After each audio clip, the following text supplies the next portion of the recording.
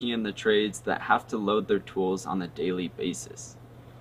So we're super thankful for being here this year at AngelCon. We're excited to show you how far we've come, and we look forward to showing you guys our pitch. Even though it is virtual, hopefully we can keep it as exciting as it would be in person. Thank you. Well, my name is Michael Allen. I'm the CEO and co-founder of a company called Spinshot, and what we do is we make specialized 360 view technology. So if you see an e-commerce website and you see a spinning product online, we're all the technology behind the scenes, and in this pitch we're going to give you a behind the scenes look of everything that we do in order to make that possible, as well as a very exciting presentation of the market opportunity that we have in front of us. If you have any questions, please feel free to let us know. But in the meantime, I hope you enjoy the AngelCon. We're really excited to be a part of it, and I can't wait to see the results. Hey, hi, I am Peter, and I am the founder of Tallyfor. And Tallyfor is building the tax platform for the next generation of tax professionals. And our motto is be right, have fun from anywhere. And I'm really excited to bring this opportunity to AngelCon. It's been so fun to work with all the AngelCon staff and folk, and it's been so fruitful for us already. Hello, I'm Dr. Johnny White. My team and I have created a technology that helps people adapt to new situations.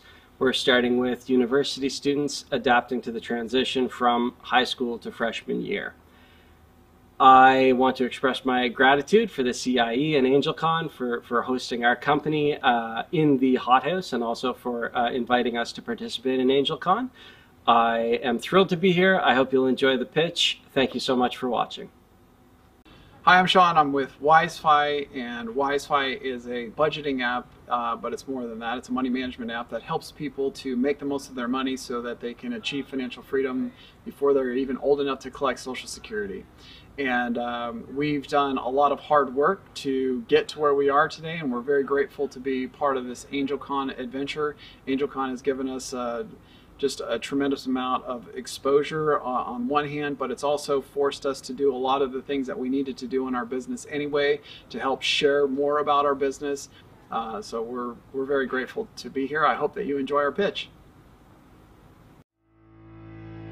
I'm Judy Mahan. I'm the director of the Cal Poly CIE Small Business Development Center and the director of the incubator program at the SLO Hothouse. Our ultimate goal is to really support companies that can grow here in San Luis Obispo and eventually create jobs, create opportunity, and participate to the economic development of San Luis Obispo County. We provide all the tools and resources needed for entrepreneurs to build successful companies here in San Luis Obispo. Having a place where people can come together to create jobs, to create value in the community, and through all of our programs we support all of them. Being in the incubator programs definitely helped us grow the company faster. It's helped us mature as a company. You just are immediately given all of these resources available to us weekly, basically, to grow the company. The CIE was the foundation of how our company started. We've been just growing our customer base here on the Central Coast. We've signed some major deals with some international companies, and really San Luis Obispo having a variety of our target customers right here in our own backyard was crucial for getting us started. Working with the SBDC has been amazing. The workshops that they offer, the opportunity to have one-on-one advisement, it is invaluable for me, and I have taken every opportunity to seek that out. My connections and working with the SBDC was absolutely priceless to the starting of my business, and I couldn't have done it without their helping hand. It's an easy win for our county to support something as positive as the SBDC for a lot of different reasons. This needs to be here. We need more of it. We have this amazing environment to incubate all of this in. I think, dollar for dollar, this is probably the best investment, in the future that the county can make. The big reason for moving myself and my company here is because this is a place that I wanted to be. I love San Luis Obispo, and I knew I'd be the best version of myself here, and that has translated into my company doing exceptionally well. The companies that have really sparked and scaled out of the CIE offer such a tremendous opportunity for our region to create new jobs that are high paying for our residents on the Central Coast. SBDC has been key for some of our local businesses, the introductions and information that they get from SBDC SBDC workshops, resources, the services from the consultants, and the experts. It's invaluable to businesses in South County. We have designed the programs that are supported by CIE to address a need. In growing in SLO, they can create jobs, they can hire and keep growing here locally.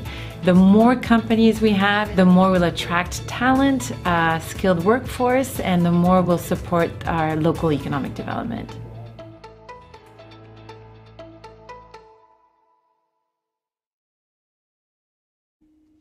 Entrada Ventures is a proud sponsor of AngelCon.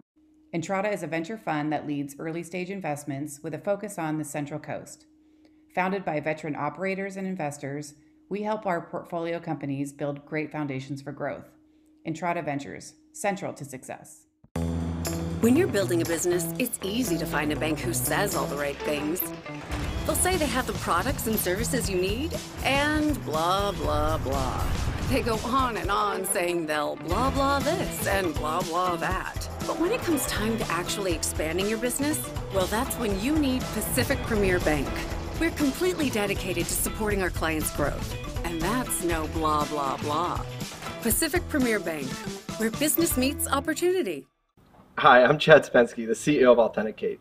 And what we want to do at Allthenticate is make your workday a little bit easier by getting rid of all of the authentication products that you're currently struggling with. So no more keys, no more smart cards, no more passwords. You'll just be able to bring your smartphone to work, which will unlock the door for you, unlock your computer, and log you into any websites. And I just want to thank everybody for this opportunity to be at AngelCon. It's been a really exciting experience. It's really helped us grow as a company, and I really hope that you enjoy the pitch that you're about to see. Thank you so much. Hi, I'm Chad Spensky, the CEO of Allthenticate. And what we want to do at Allthenticate is make your workday a little bit easier by getting rid of all of the authentication products that you're currently struggling with. So no more keys, no more smart cards, no more passwords. You'll just be able to bring your smartphone to work, which will unlock the door for you, unlock your computer, and log you into any websites. And I just want to thank everybody for this opportunity to be at AngelCon. It's been a really exciting experience. It's really helped us grow as a company, and I really hope that you enjoy the pitch that you're about to see. Thank you so much.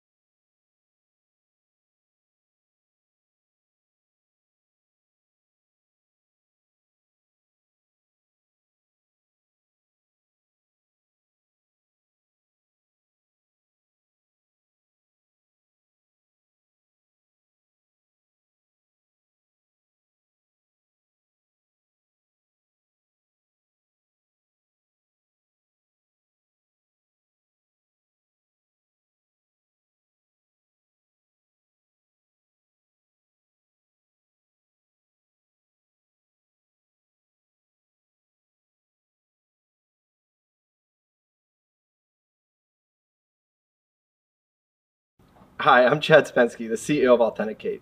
And what we want to do at Allthenticate is make your workday a little bit easier by getting rid of all of the authentication products that you're currently struggling with. So no more keys, no more smart cards, no more passwords. You'll just be able to bring your smartphone to work, which will unlock the door for you, unlock your computer, and log you into any websites. And I just want to thank everybody for this opportunity to be at AngelCon. It's been a really exciting experience. It's really helped us grow as a company, and I really hope that you enjoy the pitch that you're about to see. Thank you so much. Hi, my name's Sam. And I'm Fabian. And we are Armadillo Designs. We're creating a customizable shell for the back of pickup trucks that has a convertible roof. And so we're focused on people working in the trades that have to load their tools on a daily basis.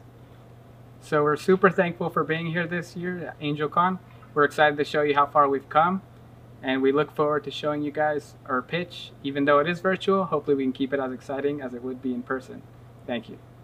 Well, my name is Michael Allen. I'm the CEO and co-founder of a company called Spinshot, and what we do is we make specialized 360 view technology. So if you see an e-commerce website and you see a spinning product online, we're all the technology behind the scenes, and in this pitch we're going to give you a behind the scenes look of everything that we do in order to make that possible, as well as a very exciting presentation of the market opportunity that we have in front of us. If you have any questions, please feel free to let us know. But in the meantime, I hope you enjoy the AngelCon. We're really excited to be a part of it, and I can't wait to see the results.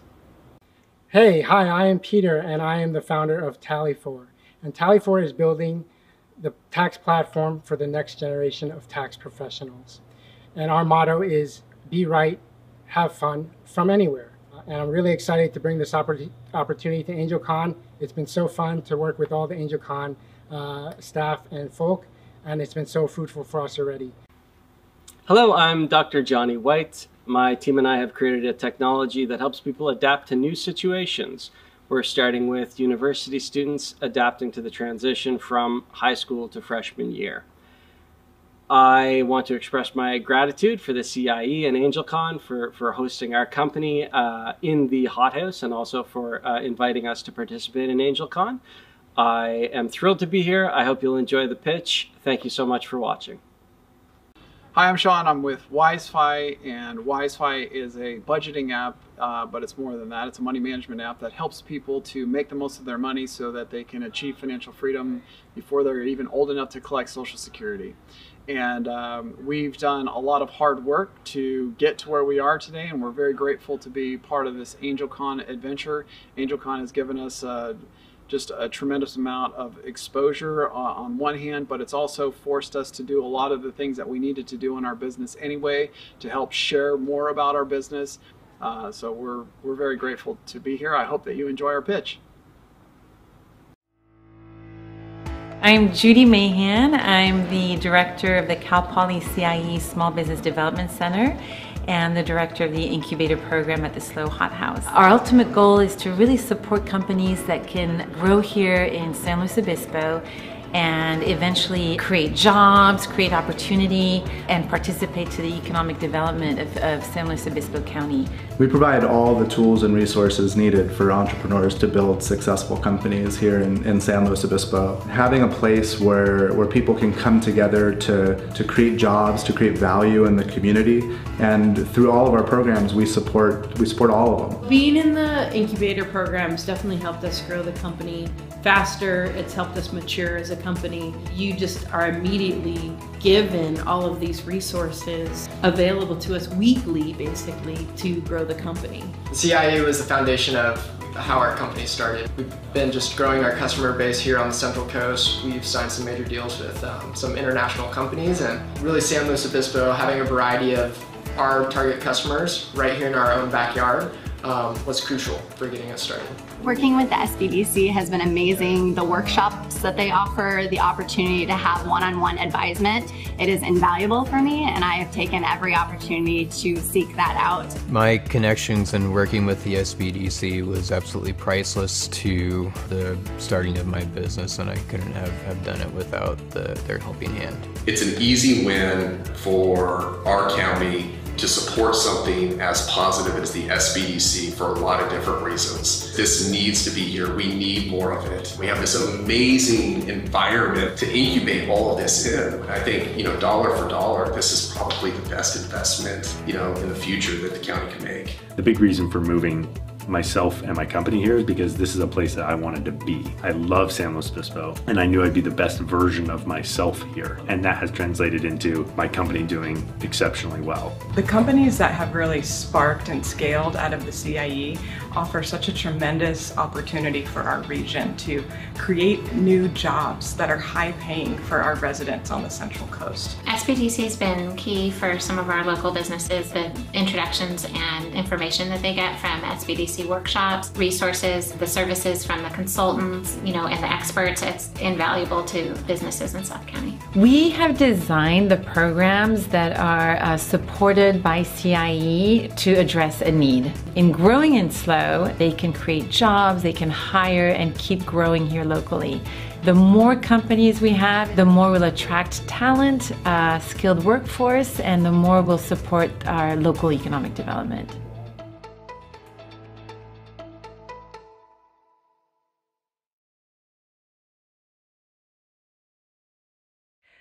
Welcome to AngelCon 2021. Thank you all for logging in. My name is Judy David Mahan, and I'm the Economic Development Director of Cal Poly CIE, the Center for Innovation and Entrepreneurship. This is our 4th annual AngelCon, and before we jump in, I'm excited to share some updates with you. Over the past 10 years, the CIE has helped launch hundreds of startups on campus through various entrepreneurship programs geared towards graduating students, and off campus with programming through the Small Business Development Center, located at the Hot House downtown. The Small Business Development Center has become one of our beacon programs for our local business community. Through the SBDC each year, we work with up to 500 startups and scaling businesses throughout the region, regardless of any affiliation with Cal Poly. In March 2020, we took on a new responsibility and became the first responders for business owners who needed support to navigate the impact of COVID. The SBDC team was literally working around the clock, providing general counseling, helping businesses understand funding eligibility, and guiding clients through multiple disaster loan application processes. In the past 12 months, the SBDC team counseled 674 businesses, provided 5,700 hours in counseling, helping 201 San Luis Obispo County companies receive $22.6 million in funding. And still, we worked with another 10 companies, helping them raise another $10 million in equity funding from angel investors. This was a grand total of $32.6 million in the past 14 months. Obviously unprecedented. The good news is that since the start of 2021, we continue to see a ramp up in funding activity from our angel groups and venture firms, as we continue to help companies prepare for and access equity funding deals. This is very good news, but that capital is still coming, for the most part, from angel groups and venture firms from outside of our Central California region. And this is why we continue to focus on stimulating angel funding activity locally through programs such as AngelCon. We have the capacity to raise capital locally from local investors. This is exactly what we are doing right now. Every August, we invite local accredited investors who have never before been part of an angel group to invest in our fund, learn about startup investing, and make one annual investment in one regional startup. We started in 2017 with 20 investors. We raised $100,000. We met monthly for 6 months to hear from brilliant speakers and experts from Silicon Valley about reviewing startup pitches, doing due diligence, negotiating deal terms. We received 44 startup applications to be considered for the investment. At the 2018 conference event, more than $2 million in investments were made in our 6 finalists that year. 2019 was also a great year. The investor group chose to make their investment in DRO Devices, a medical device company steadily growing and scaling in SLO County. And our top 6 startups also raised just over $2 million in capital funding in the 12 months after that event. In 2020, our investor group invested in Atlas Alpha. Our fund raised $120,000 last year. And here's a short recap of last year's event.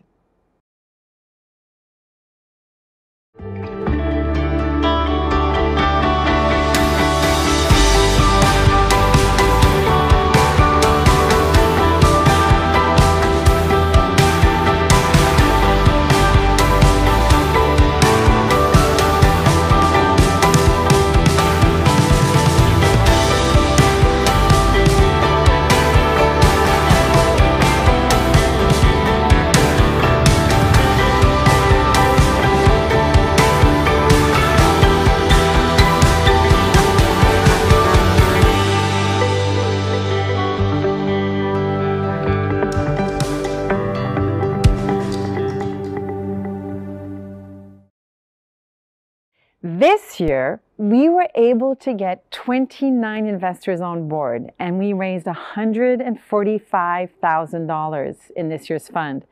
This event just keeps getting bigger and better. I want to extend a big thank you to our investors, an amazing group of people who have been working diligently over the past 6 months to evaluate the top 6 finalists pitching today. And we could not do this without our sponsors. Thank you to our presenting sponsor, Pacific Premier Bank, and our key sponsors, Relentless Management and Entrada Ventures. We could not accomplish any of this without you. This event is also an opportunity for us to showcase Central California as the entrepreneurship hub that it has become for startups in tech and innovation. Thank you all for supporting these phenomenal entrepreneurs. We are so glad that you're all here with us to do it again in 2021.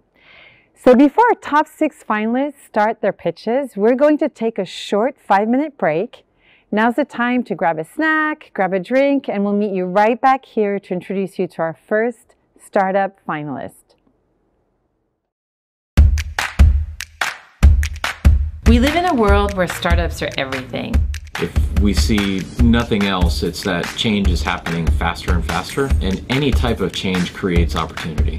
We have designed the programs to address a need. We do it in a really supportive, collaborative way. You have the option to be an entrepreneur. Oftentimes, these company builders, they change the world and they make a difference and they make an impact.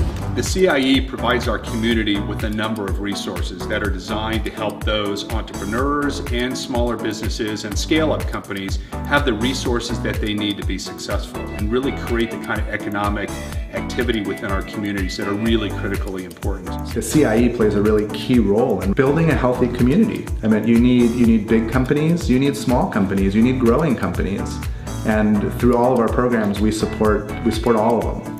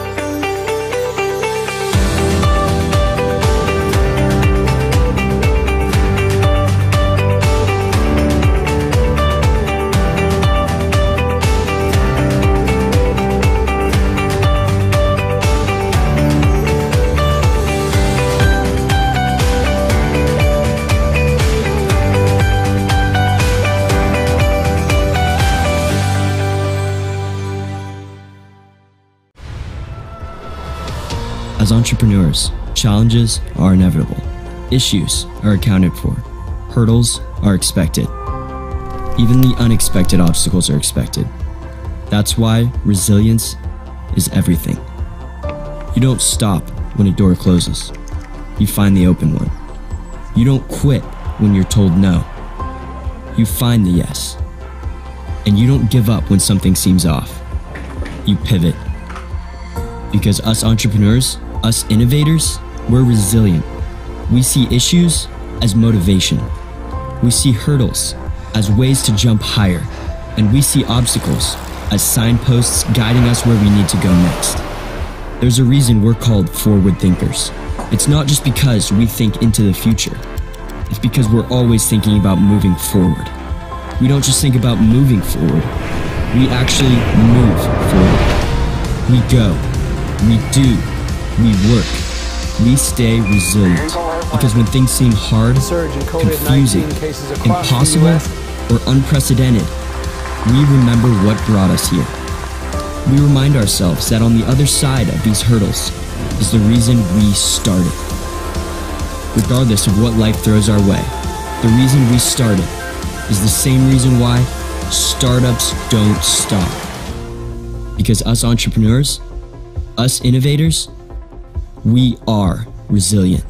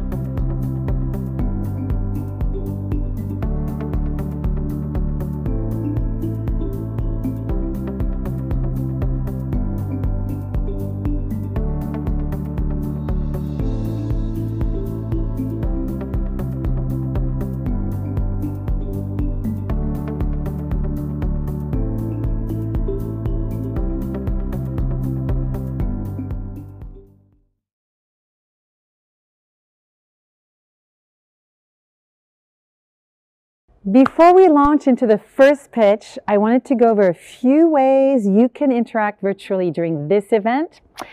First, please use the chat located on the right side of your screen.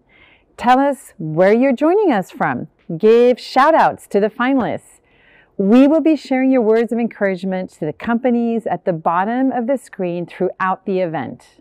Next, our investor group will be selecting the winner of AngelCon 2021. But we are also inviting you all to vote for your favorite startup that will receive the Audience Choice Award. Last year, we stepped it up a notch and created a GoFundMe campaign to support the startup that wins the Audience Choice Award. We had such a great turnout that we've decided to keep it this year. Thank you to Pacific Premier Bank for sponsoring the campaign. Anyone can donate to this campaign to support our contestants. Instructions on how to donate online are up on your screen, posted in the chat, and always available right below in the YouTube event description. Voting for the Audience Choice Award will begin after all the companies have pitched. Please keep in mind only attendees who received a registration confirmation email can vote for the Audience Choice Award. So for now, head on over and donate to the GoFundMe campaign. Thank you to everyone who purchased a VIP pass. Those proceeds went directly to the campaign and have given us a great start. We will track donations and keep you updated on the dollar amounts raised at the bottom of the screen until we announce the winner. You can find all event information and links to everything we've mentioned in the YouTube event description right below this video screen. The information will stay up for the entire duration of our event, so check it out.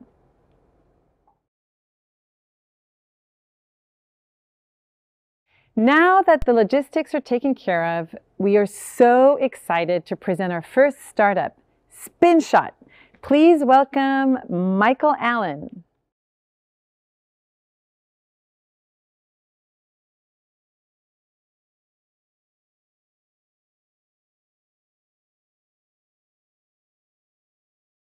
Hi, my name is Michael Allen, and I'm the CEO and co-founder of a company called Spinshot Incorporated. We're a company that specializes in making 360 view technology, and we are obsessed with making authenticity scalable. Just a quick summary to give you an idea of what we're going to be talking about today.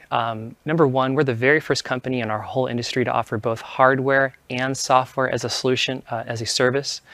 This is the technology that makes the 360 views for e-commerce work. There's a huge demand right now for 360 view technology with COVID happening, and our team is extremely well-rounded with an extremely deep degree of marketing and execution experience. We already have one patent granted. It's a design patent, and we have 2 utility patents pending. And within 24 months, we've gone from 0 to $30,000 per month within a 2-year period. We have also done one acquisition. We actually acquired a company based in Germany, and we've done all this work and all this growth with only a $50,000 investment, and we've only spent half of it. Okay, so let's get into it now. The problem is very simple. When it comes to being a mid to large size business that sells stuff online, and you want to do 360 views, the technology, especially the hardware, it's extremely cost prohibitive. In addition to that, if you go to that company, they're not going to give you the full solution. Instead, what you're going to have to do is go to another company to get the software solution. This is the software that displays the 360 views online. You have to go to 2 companies. And sometimes a hardware company will offer it, but it's not very good because that's not what they specialize in. So our solution is really simple. We wanted to make sure that we would give the customer the full experience, the hardware, the software, and even some of the photography at an extremely polished level on every degree. But we had another trick up our sleeve, and I'll get to that in a sec. The products we offer is the 360 view software. That's the software that displays the images for the 360 view, makes it interactive so you can zoom in and do all that fun stuff. And we also make the photography equipment. This is the machine that automates the process of creating the 360 view imagery to upload. Okay? So this is a 360 viewer. It's extremely mature. It's serving over 6 billion images per month as of today. 6 billion with a B. We're serving enterprise clients. We have large businesses like AT&T and T-Mobile using our services, depending on that. And actually later this month, we're going to be working on landing a deal with Ace Hardware. All right, so this is the hardware that we actually have. It's a amazing 360 photography turntable. It's basically like a motorized Lazy Susan, but super specialized. We already have multiple patents pending for it. We already have one patent granted for some of the accessories. It's also FCC certified. This is a legitimate enterprise class product. Okay, This is another shot of the product for the equipment. You can see it's a professional status symbol, and it's a fantastically easily controlled system that's extremely powerful, but also very, very intuitive. And it's all controlled with a computer system. We wrote all the software from scratch. Okay, this is some demos of the system working. As you can tell, it's able to shoot the images and have a pure white background straight out of the camera. And it's extremely versatile. You're able to shoot it upside down. Pretty much any configuration you need will be able to accommodate it. Okay, so next we have the business model. Very simple.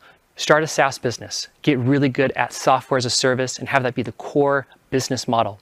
Then acquire a hardware company and position it to be a feeder that accelerates usage on the software as a service platform. We decided to acquire a hardware company. We flew all around Europe to 6 different countries, and we were able to find the best one. And we licensed them for a while, and then after that, we got really familiar with their technology. We bought them outright. We have no debt. We bought them outright in cash. Now we have both businesses rebranded under Spinshot. Okay, this is the growth that we've done so far. And you can tell in a very short period of time, we've done a lot of growth really fast. And we've done all of this with barely selling any hardware at all. Our customers had to go to our competitors to get hardware up until this point. And now that's changed. It's going to change in a big way. This is the projected traction. As you can tell, that as the hardware starts to increase, the revenue from that, it's going to dramatically accelerate the usage, the overage fees, all that stuff on the SaaS platform. So next, we have the market size. How big is this opportunity? We have about 10.4 million websites that are in the e-commerce space. These are businesses that sell stuff online that are prime targets for our solution.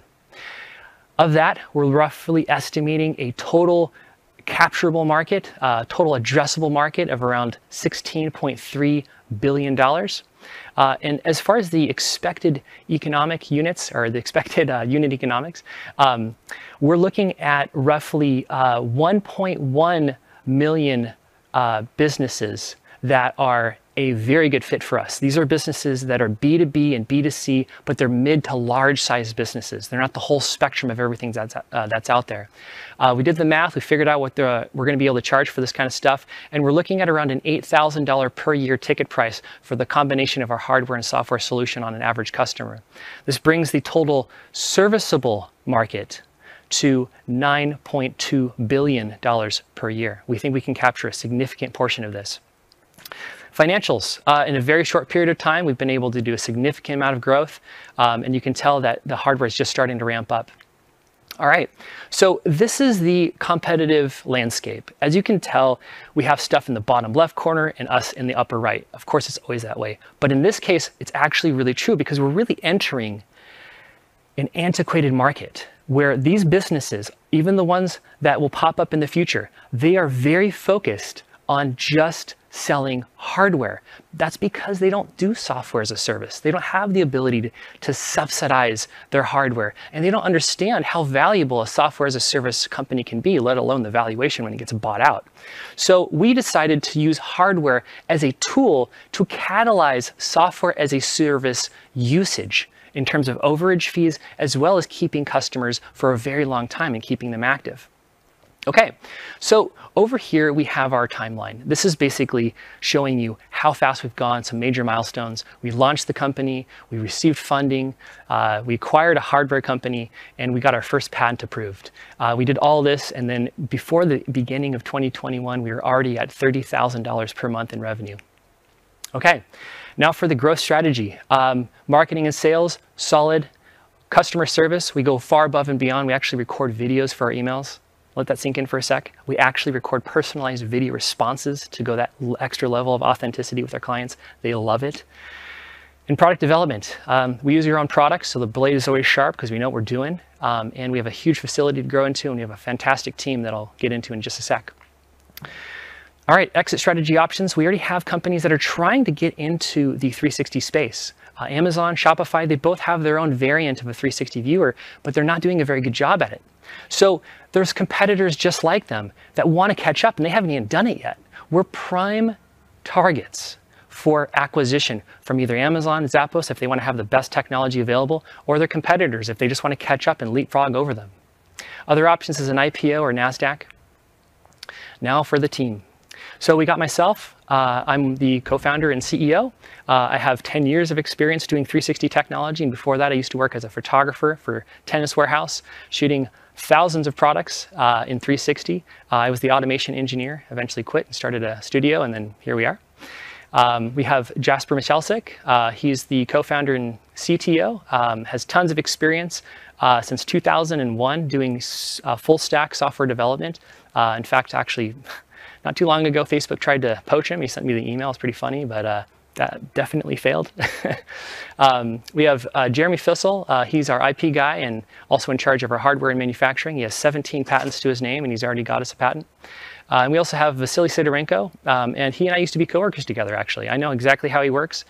He was working at Tennis Warehouse, and believe it or not, he actually became the manager of that whole department, managing 20 full-time professional photographers, shooting over 1,000 products per day. He's the guy that's going to be installing these systems for our clients, and they're going to love them. We also have Christian Thiem, an all-star developer. He's been working very closely with Jasper for a very long time, and they're great guys, and they have tons of experience specializing in doing full-stack software development. All right, we got our advisors. We have Ezra Fishman. He is the VP of Business Intelligence for Wistia.com. Got his MBA from Stanford. We have Leo Zakur. He's the CEO and co-founder of Bonds. That's the agency that put the investment into us. And Matthias Cross. Matthias was the CTO that put our technology together. He also just happens to build all the electronics for the prototype cars for Porsche, BMW, and Mercedes-Benz. He's also a consultant for Apple. Our ask is very simple: a Series Seed preferred round funding with an $800K investment in exchange for 10% equity at an $8 million valuation, pre-money.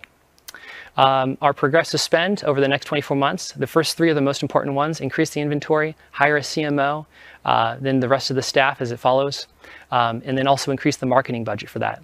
Beyond that, we're going to increase the salaries for our staff a little bit because they're doing a lot of sweat equity, HR, accounting, equipment, stuff like that. So pretty simple stuff. That's it. My name is Michael again. Thank you very much for your time. Amazing pitch, Michael. Great job. And thank you to one of our event sponsors, Relentless Management. Next up, we have Chad Spensky, founder and CEO of Allthenticate. Hi, I'm Chad. I'm here to introduce you to Allthenticate, a company that's going to make every day of your life better while securing the world's infrastructure. If you're like most people, your interaction with authentication products probably isn't great. Every morning, you have to remember your keys and your smart card before you leave the house. And when you get to work, you have to fumble around with them just to get in the front door. When you get to your desk and try and log into your laptop, you're presented with this password prompt that you may have forgotten and try a few times. Then you finally log into that, you go to your email, and yet another password prompt. But this one texts your phone with a number that you then have to enter into the computer. And we do all of this every day just to get our workday started. And this sucks. And it's not just frustrating for users. It's even more frustrating for administrators who have to hire all of these employees, make sure every employee has a smart card, uses a strong password, does proper security policies, and then when they forget those things, has to update them and make sure to keep track of all of these credentials. And then when they offboard the employee, they then have to delete them from every single system they ever added them to, because God forbid that they had a bad time working for you and want to do something to harm the company. And this is really frustrating. And the reason it's so frustrating is because it's broken. The system is fundamentally broken. And I mean this in both senses of the word. First, it's fractured. We have 2 totally separate industries trying to solve the exact same problem. And that problem is literally who has access to what. Is Chad allowed to go in that door? Is Chad allowed to log into that computer? And is Chad allowed to access that website? I also mean that it's broken in a security standpoint.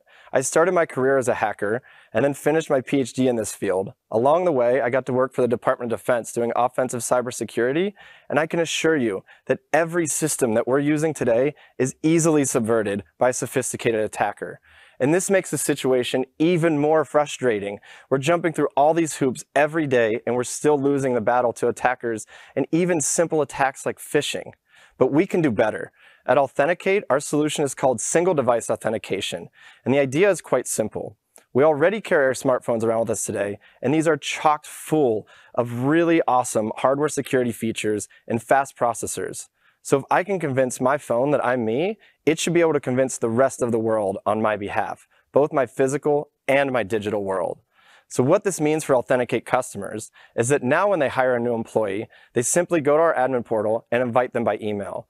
This email will give them instructions on how to get onboarded into the system. Once they're registered, administrators can then add policies to give them access to any of the resources in the enterprise.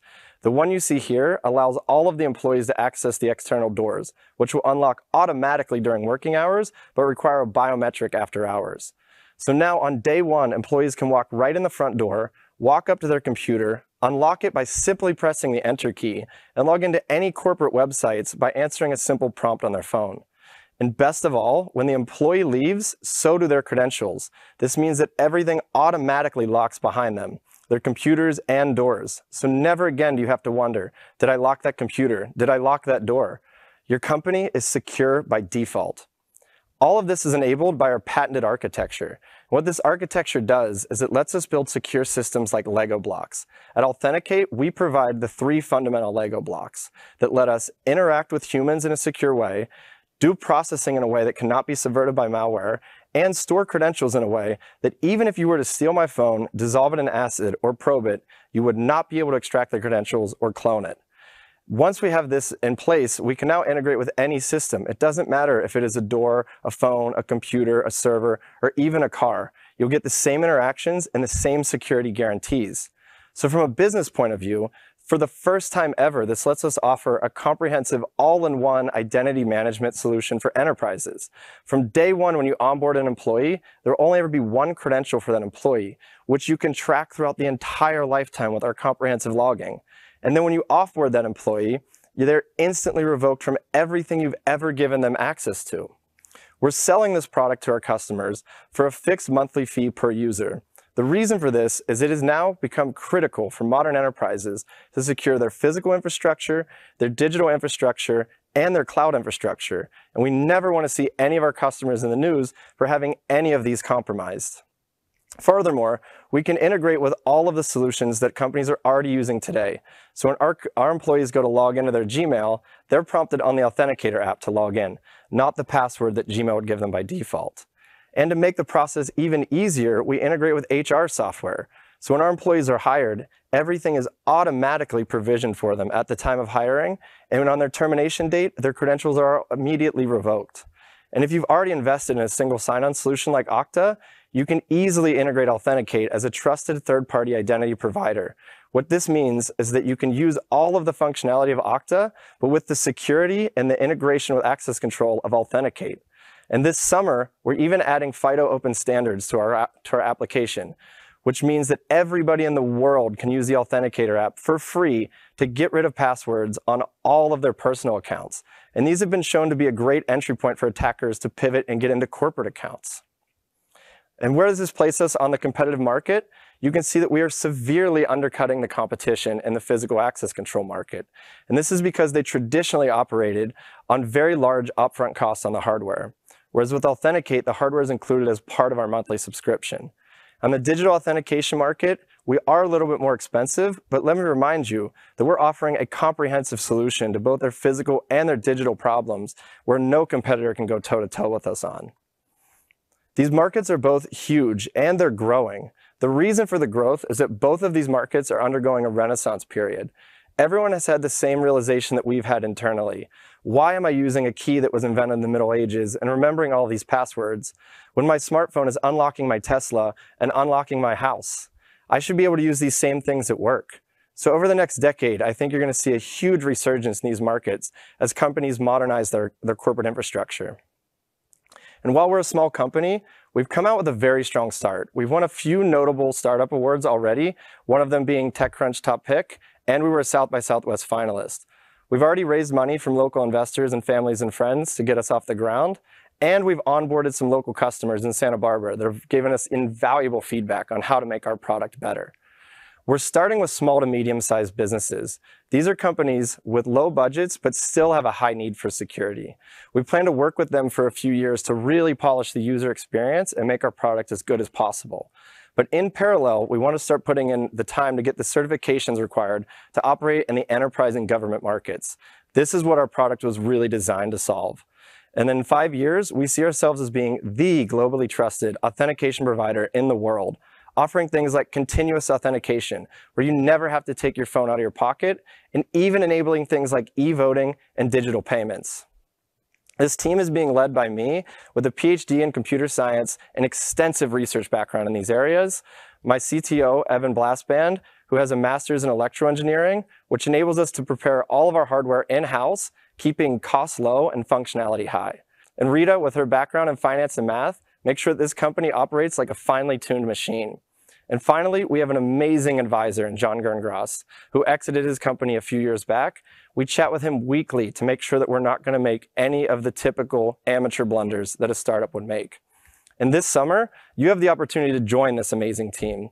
We're going to be raising a $2 million round, and we plan to use this money to really help dial in our customer acquisition pipeline, our marketing strategy, and scale our hardware so that we can be an international company in only a few years. A likely ending to our story is likely an acquisition.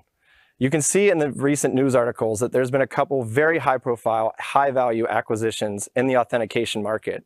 But it's worth noting that all of these companies combined only do a fraction of what Authenticate's technology is capable of.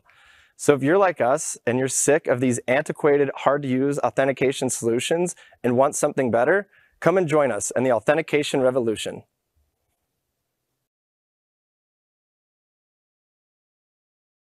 Hello, my name is John Townsend, Executive Director of the Cal Poly Center for Innovation and Entrepreneurship. We are pleased to support the Small Business Development Center and the 4th Annual Central California Angel Conference.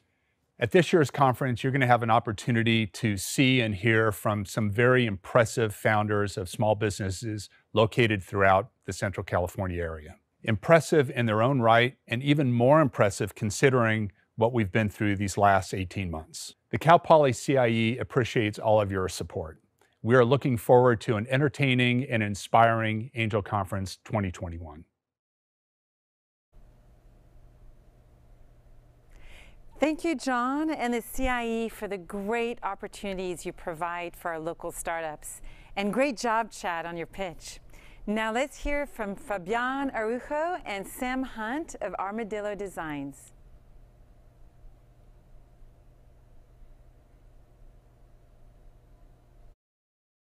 My name is Fabian Araujo. And I'm Sam Hunt. And we are Armadillo Designs.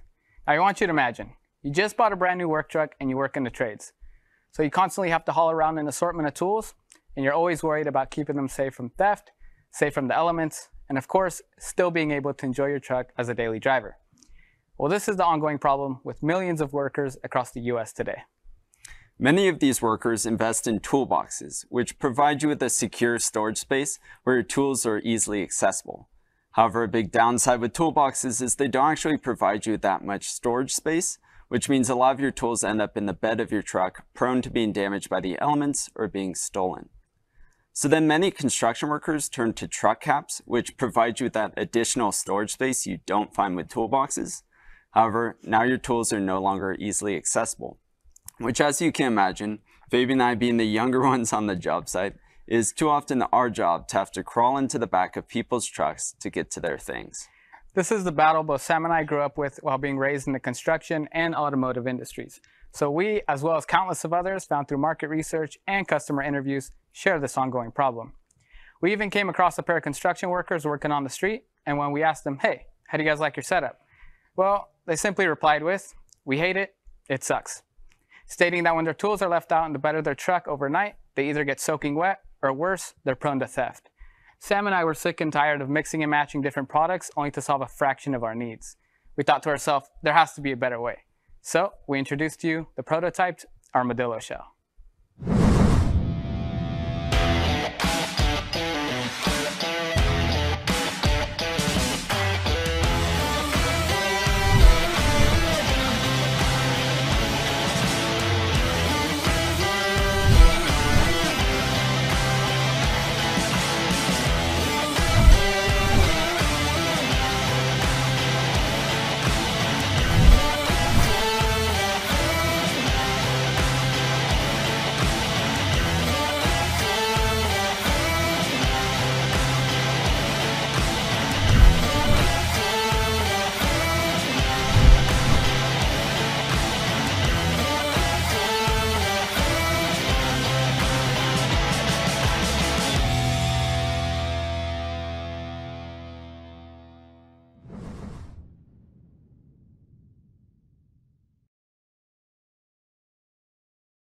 As we grow and scale, we plan to roll out additional rack attachments for our customers.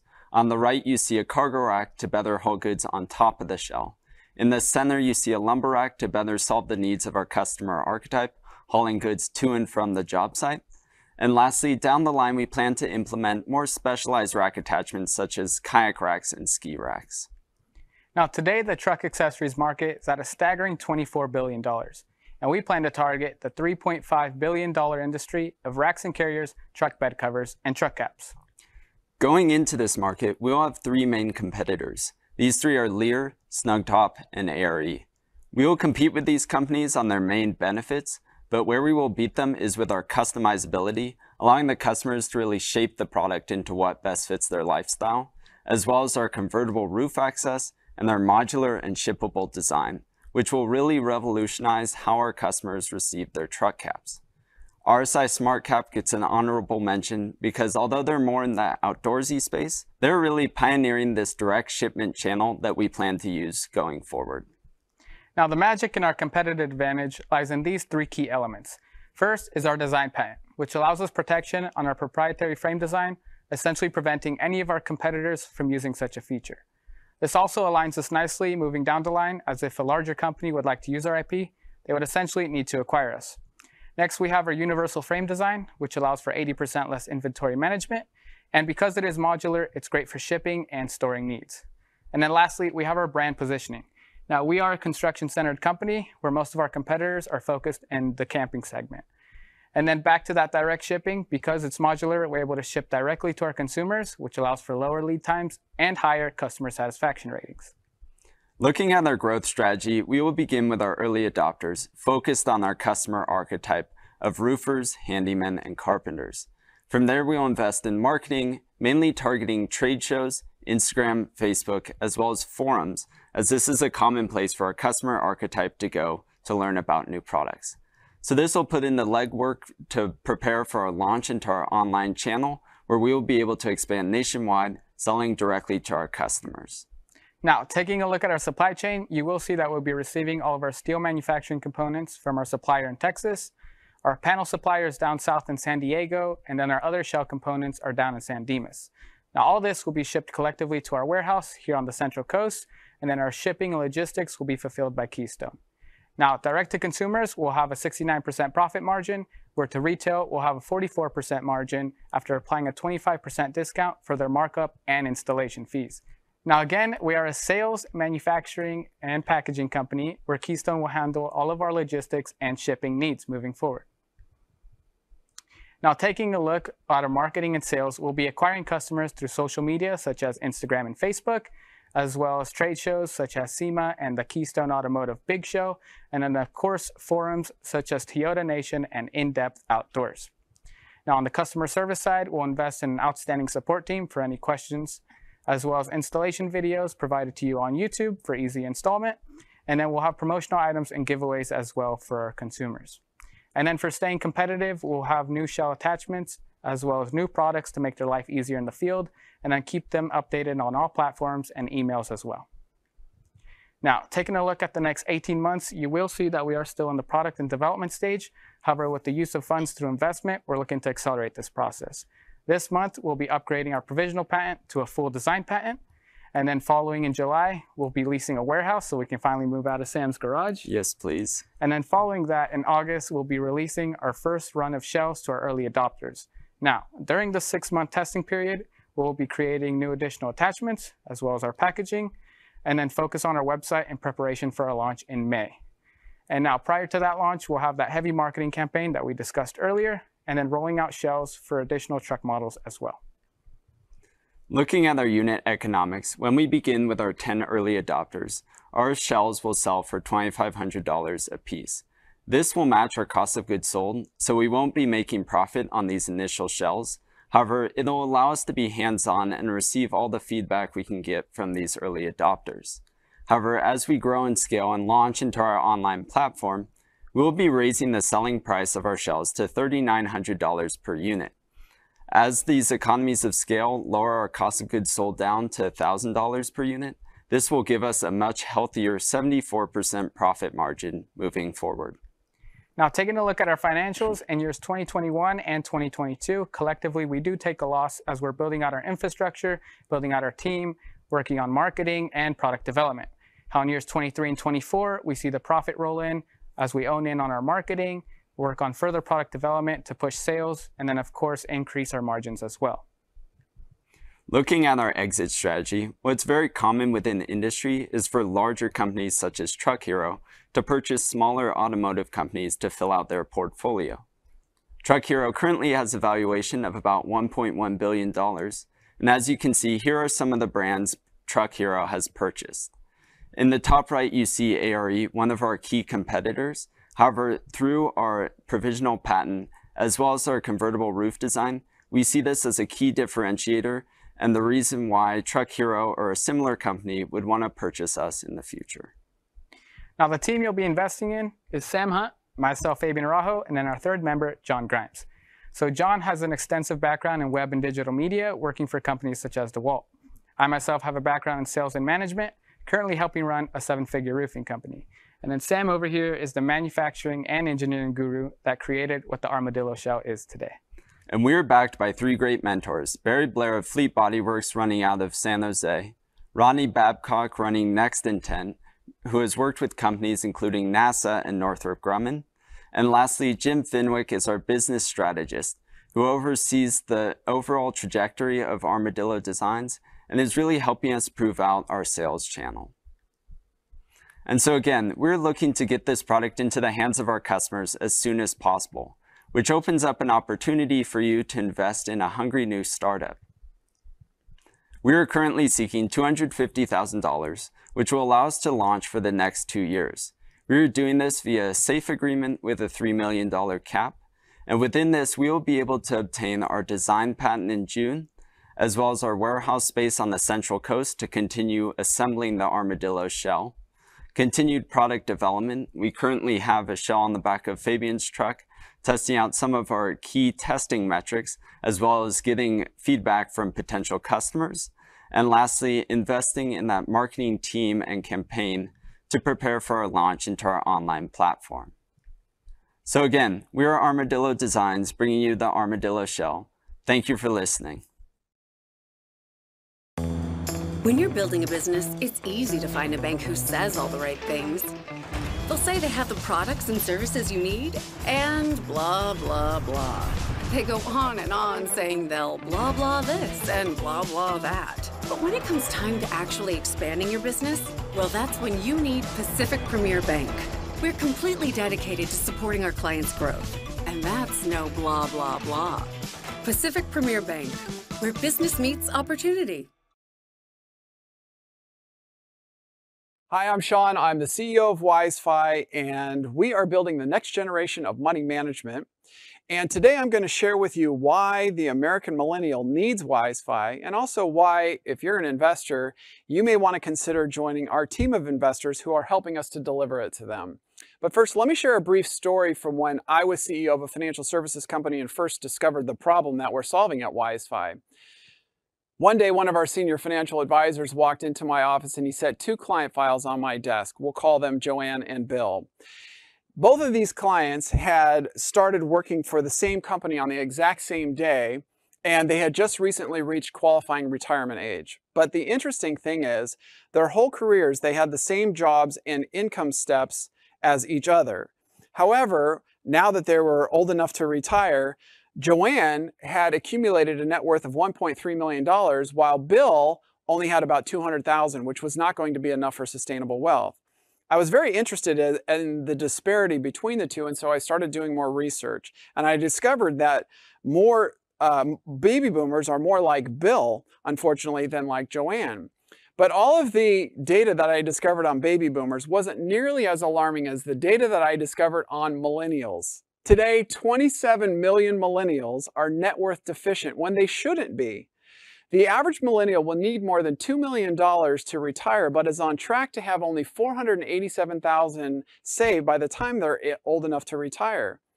The net worth of a millennial is 34% lower than the relative net worth of a baby boomer, which is really significant when you consider the fact that the average baby boomer is delaying retirement because they're underfunded. Nearly half of millennials don't even have an adequate emergency savings account, and 76%, more than any generation in the past, have consumer debt. Now, if you're like me, you might be thinking, how can this be happening? I mean, don't millennials have access to way more information than any generation in the past? And don't they have better technology to help them manage their money than any generation in the past? And that's true. Well, I've been in finance for 30 years now, and most of that time has been on the executive management side, which gave me exposure to the root of the problem. It's not that people don't earn enough money. It's that they simply don't know how to make the most of the money that they earn. Most wealth is actually lost in the way people manage their cash flow. And the biggest problem is people need guidance on what to do with their money, on how to make the most of their money. Let me give you an example. Eric is a married 40-year-old millennial with 2 kids, and he wants to retire by the age of 65. He currently earns $65,000 a year, and he contributes 4% of his paycheck to his 401k, which has a balance of about $50,000. But Eric has $50,000 of debt. He's actually paying more interest each month than he's earning, and he doesn't even know it. What he does know is that he's struggling, and he knows that he wants to pay off his debt. He knows he wants to save more money, and he's looking for guidance.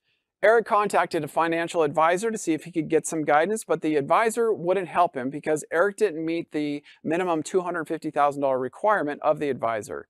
He also learned that financial advisors don't help with cash flow management and debt management anyway. He tried using budgeting apps like Mint, but he discovered that these apps only track past spending and they don't include predictive modeling to help him actually plan for the future. Also, he learned that many of these apps make money promoting new debt, and Eric's problem, like credit cards and other types of loans, and Eric's biggest problem is he wants to get out of debt. Eric tried savings apps and investing apps like Acorns and Robinhood, and he found these apps to be easy to use, but they didn't help with cash flow management and debt management, which were Eric's greatest needs. Eric's frustrated. He's trying to find guidance on how to best manage his money, and he's not able to find it. And he's not alone. 75% of millennials say that they are seeking guidance on how to make wise financial choices with their money, and they're not able to find it. And we struggle to find it as well. We tried to find budgeting apps that would help our clients align their budgeting with what we were doing on the financial planning side, and we just couldn't find any. So we built one, and now we're productizing it. What we've built is a smarter money management solution to help close the gap between the $2 million that millennials will need at retirement and the $487,000 that they're currently on track to have. Simply put, Wizefi is more effective because of the way that it changes behaviors. And we measure effectiveness based on how much sooner we can help somebody achieve financial freedom. Wizefi is the only budgeting app with a built-in guideline for spending. This guideline is very important. This took us years to get right, by the way. And this is what helps people reduce their wasted spending so that they can have more money that they can apply each month to a built-in 4-step wealth building methodology. That methodology applies customized algorithms to our proprietary 4-step process that helps people increase their savings and eliminate debt more quickly.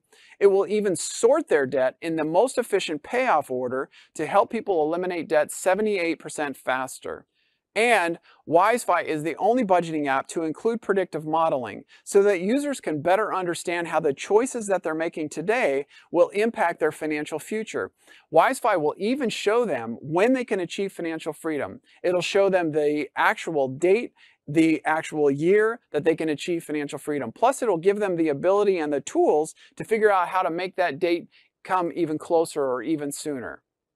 Hopefully you're able to understand how Wizefi can help people see their money in a whole new light, and it's very effective. I've been in finance long enough to know that in addition to good technology, it's really important to have valuable financial mentorship, and that's why we're partnering with financial coaches. Now, a financial coach is different than a financial advisor. A financial coach helps their clients with debt management and cash flow management where a financial advisor does not. And a financial coach doesn't sell products, which is why there's this low barrier to entry and why this space is growing so much. The financial coach also is more engaged. They're virtually available to their clients all month long, where a financial advisor typically only meets with clients once or twice a year. They're also considered more relevant because they deal with life events that happen throughout the month, where a financial advisor typically just focuses on investment-related events. And people say that it's a lot easier to trust someone who's not paid on a commission.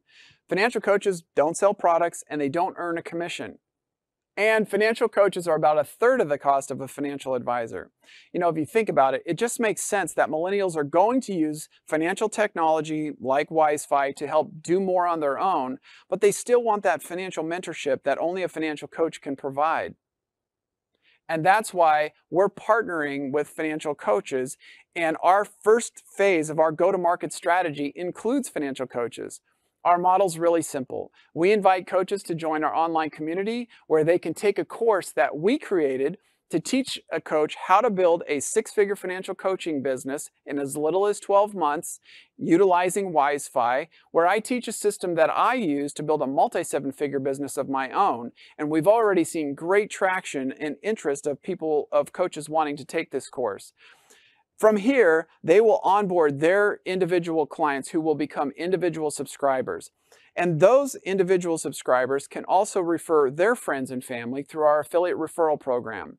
Our affiliate referral program was so effective, by the way, that 88% of our initial 400 alpha users came from our referral program. And as you can see by the comments on the right-hand side, financial coaches are loving what we're doing at Wizefi.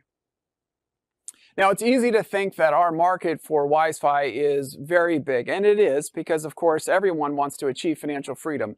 But our target focus right now are the 27 million millennials that earn an average income, have debt, and already use financial technology to manage their money. In our first phase, we aim to capture 24,000 users over the next 18 to 24 months, and then we will continue to add more features until we can capture more than 50% of SOM. That's more than 14 million subscribers over the next 7 years. Wizefi is a SaaS model. We charge $9 per subscription.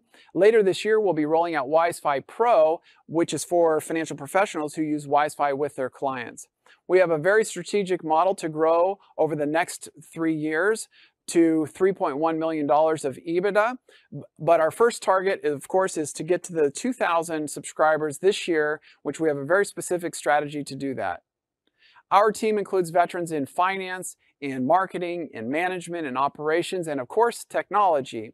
And you may recognize Trent Ellingsen here, as he was last year's AngelCon winner. He was so impressed with what we're building at Wizefi that he recently joined our team. Our team has already made great progress. We self-funded alpha, where we validated product market fit, and we learned the features that coaches and their clients wanted to use. Then we raised a $250,000 pre-seed round and used that money to build beta, which we just launched last month. Today, we are working with an intimate group of financial coaches where we are dialing in product market fit for beta. And later next month, we will be launching the first phase of our marketing campaign, which we're very excited about. We've accomplished a tremendous amount with very little working capital, but now it's time to take this to the next level. And so we're going to be raising a seed round for $1 million in 3 tranches, and that money will be used to get us to more than $360,000 of monthly recurring revenue over the next 18 to 24 months. I liken what we're doing at Wizefi to what Uber did to transportation and Airbnb did to hospitality, where not only did they greatly improve the user experience, but they also helped to create and empower a whole new vertical for people to make more income, which is what I see happening in the financial coaching space. I've used this program to help hundreds of clients make the most of their money, and now we're ready to go help millions. If you want to be an investor in the next generation of money management, then I want to encourage you to reach out and let's talk about what it means to be an investor in Wizefi. Thank you. Entrada Ventures is a proud sponsor of AngelCon. Entrada is a venture fund that leads early-stage investments with a focus on the Central Coast. Founded by veteran operators and investors, we help our portfolio companies build great foundations for growth. Entrada Ventures, central to success. Thank you very much, Sean. We'd also like to thank Entrada Ventures for being part of this special event as one of our sponsors. We are so appreciative. Thank you so much. Next up is Johnny White, founder of Trees.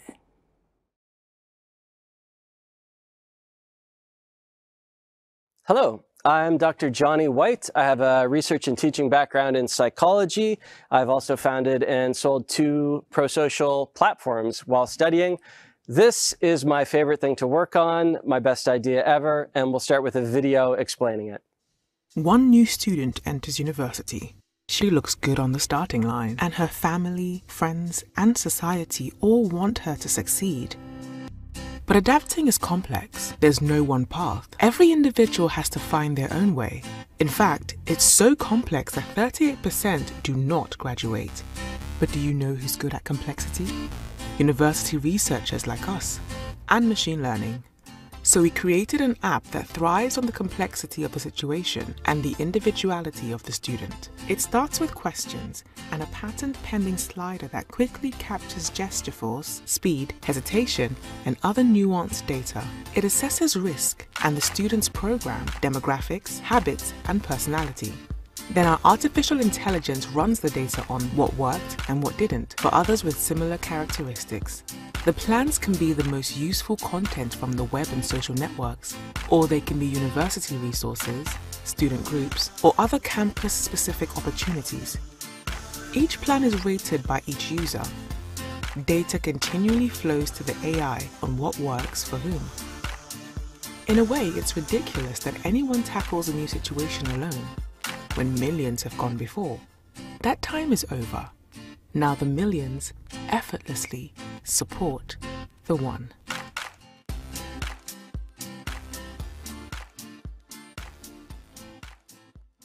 So that outlines the value proposition for students, and we can represent that 38% who do not graduate at the institution they start at via this visual. If we change it over to the administrator's perspective and we think about revenue retained, you can see the amount of revenue that's essentially left on the table, so to speak. The thing about the administrators is they have budget for student success solutions. They're measured on student success and retention. They're excited about our solution, and they can grant fund our technology.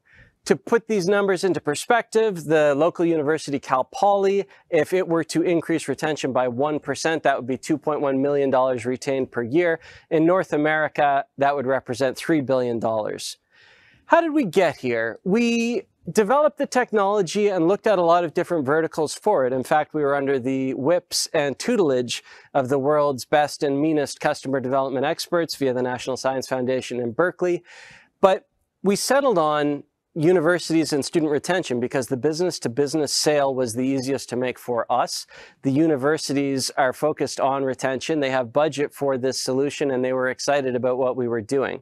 So we partnered with 2 universities. We've brought in over $250,000 in grant revenue, and there's a lot more grant applications that have been put in since. And we've run several prototypes and hundreds of students through them in both the US and Canada. To sell, we attend the conferences that we already attend, and we present this solution, in particular using the data that we're obtaining on what works for whom at universities to sell the student success leads at those universities and get them into our funnel. The student success leads are excited about this product because the notion of individualized action plans makes a lot of sense when what we used to call a non-traditional student is actually the new normal. For competition, we are really mostly in competition with the university student handbook and the hundreds of websites affiliated with any university based on our student research. However, there are student success technologies in this space. Primarily, those fall into 3 categories. There are student management softwares for admins that send them swooping in to get a student who's not attending classes. There are chatbots and event schedulers. And then there are small-scale social networks for the university. We can exist alongside any of these, but we're differentiated in that our solutions are individualized and based on data so that they are valid and reliable. In terms of revenue projections, we have 7 universities who signed on formally as being interested in our product. We aim to close 2 of those in the next year and then multiply that by roughly a factor of 10 in the next 2 years. In terms of market sizing, the total market would be every post-secondary student in North America. The serviceable market consists of the students who are at mid to large-sized universities that are focused on data, and also in the geographical areas where the overseeing bodies are most emphatic about student retention. The core of our technology is optimizing for goal achievement by suggesting actions and understanding the user. I've been focusing on this in a university context, but we've had a lot of other contexts fall into our lap since we started building this thing. In fact, we already have a paid trial for disadvantaged youth at one of the universities we're working with. One of my favorite potential verticals to talk about is new moms. You can imagine using the slider to answer a lot of questions pertinent to new moms that would then sort the video, book, social media, and local resources that are available into the order in which they are most likely to work for that individual mom. Another opportunity that's fallen into our lap is licensing. We had an advisor who works with a corporate learning and development content management company that has a huge video library, and they said, can we use your technology to sort our video library so that the right video gets to the right person at the right time? What I want to emphasize here, though, is that we're focused on universities initially and being able to scale in that market and replicate our processes. And indeed, that's what this chunk of fundraising is for, before we move on to exploring some of these other verticals. Concerning revenue, if we space out our university projections and slide in the projections from the other verticals that we anticipate getting into, we can see that these other verticals are likely to outpace the university market within 4 or 5 years. I've been very lucky with the team. I started this thing 2 years ago. One of the first people I went to was a brilliant psychology professor and former supervisor of mine, Steve Smith. He happened to then be the AVP at his university in charge of student success, and he got really excited about using this in the student success space. He has helped us negotiate over $250,000 in grants, as well as a major research and development program. Jolie joined us more recently. She has built and scaled 2 companies in the health space, and she keeps us on track from a business perspective. The technical team is led by Shamir, but also helped out by Professors Yasushi and Pawan, who supervise graduate students in computer science who are working on our machine learning algorithms. More locally, we have Jack and Caitlin helping us out. They're both recent graduates, and they oversee a lot of interns and student projects where people are looking at the UX and really getting that dialed in. In terms of advisors, we've also been very lucky. I worked at MindBody as a platform evangelist and stayed friends with Blake. He got really excited about the technology for self-help and actually seeking enlightenment. Rich Murray has done this kind of thing many times before, and he got on board as we were forming our board. Tom Brander is a benevolent and harsh machine learning expert who has really kept us on track to make sure our technology is solid and can scale. Lauren Cooper is a professor at Cal Poly in engineering who got excited about using our product to solve some of the soft problems that her students come to her with in a hard way that they might actually adapt. In terms of exits, if we stay in the EDU space, likely acquirers would include Chegg, McGraw-Hill, Pearson, NetDragon, and the likely exit price would be around 100 to 200 million based on what's happened before. If we jump the fence and get into the other verticals, we're looking at a much higher exit price, likely around $1 billion. What we're asking for right now is $160,000, again, to penetrate and scale in the university space. I think the best technologies offer solutions that are so sensible and so obvious in retrospect that they disrupt, but then they quickly fade into quiet usefulness in day-to-day life.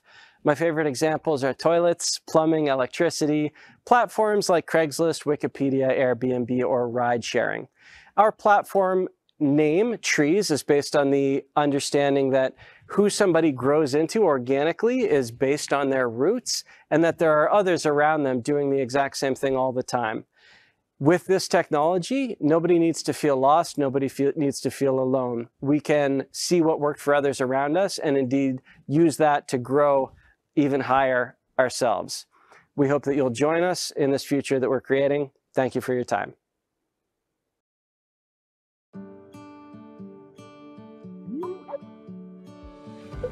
And then having the other amenities that the Hot House provides, like the phone booth and coffee and bigger conference rooms when we need them, and having that camaraderie is definitely something that I miss.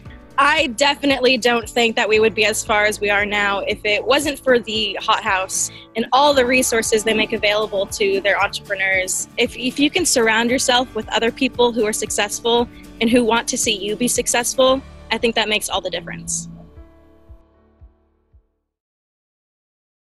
Last but not least is Peter Wen, CEO of Tallyfor. Hey, welcome everyone. Thank you for being here. We are Tallyfor, and I'm going to be talking about taxes today. I know it's really exciting, but Ben Franklin really got it right. Everyone has to do taxes. Taxes are unavoidable, and especially for small businesses. Small businesses have to get their taxes done. But when I think about taxes, I don't know about you, I get stressed out. It's a little bit, makes me anxious. But just imagine a tax professional who has to often complete hundreds of returns, all due on a tight deadline. They're really stressed out. And they're also stressed out because the software that they're using today it's antiquated. We call them the desktop dinosaurs. And yeah, in 2021, I can't believe I'm talking about desktop software. So they're using this software that causes them to kind of have a process like this. And yeah, it's really a mess. I don't expect you to understand it right away, but there's a lot of back and forth. There's a lot of miscommunication. And actually, there's a lot of hand entering of data once or twice. And not only is that error prone, but that's costly, both in time and money. So Tallyfor has built a solution. Our solution is that we treat tax as data, and we've built an automated data chute for the business transactions to make its way onto a tax form. So just imagine a business transaction. Maybe it's purchase of inventory, or maybe it's a sale of e-commerce on an e-commerce store. That information has to eventually find its way onto a tax form, and that's what Tallyfor does.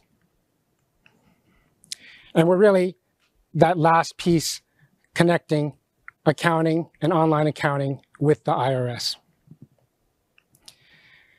And the product that we've built is called Tallyfor Balance, and it's the core ledger of accounting and tax. It's the core database of tax. And we've launched that product in market this tax season, and we have customers using it this tax season. And I'm going to give you a quick demo of that product right now. And what you see here is we're logged into a Chrome browser, and it's going to go really fast because it's snappy. There's no data in there yet, but I'm going to pull data over from the accounting, and there it is. Boom. The data is there. It's populated, but it's not ready for the return. Those red exclamation marks means it's not ready. But I'm going to apply a little bit of automation, our Tallybot, and our templating engine to get that done. And boom, there it is. The return is actually done now. You can see it's all classified, and it's actually ready for filing. I mentioned our Tallybot. Our Tallybot also has made an automatic journal entry. I'm going to move the data over for filing, and it's really done. The return is done. I'll pull up a side-by-side view, and there it is. The return is done. So what used to take 3 hours in Tallyfor takes about 10 minutes. And with that time saved, in aggregate, a tax professional can add value to their business. They can add value-added services, or if they really want, they can just take the time off and hit the beach early. And we actually have a customer that goes skiing when he's done with his taxes. And I want to talk about our customers. Our customers have run 600 returns through Tallyfor, and they pay $30 a return to save those 3 hours. And here are some quotes from those current customers, and I love these quotes. I love the one from Rod.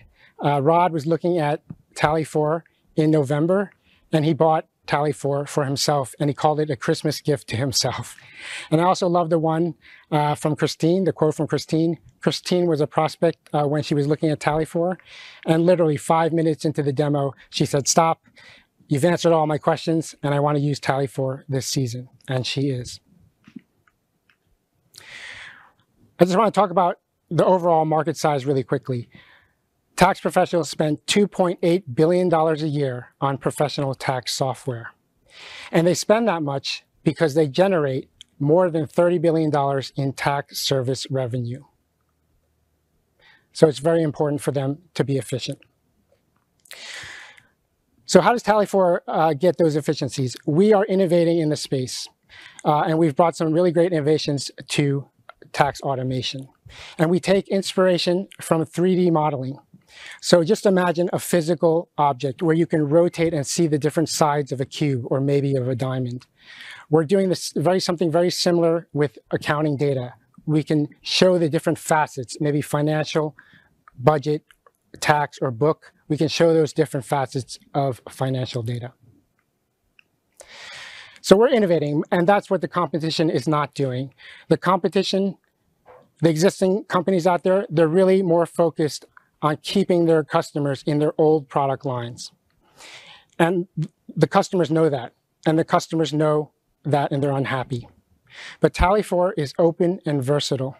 We connect multiple accounting platforms to multiple tax products. And in today's connected world,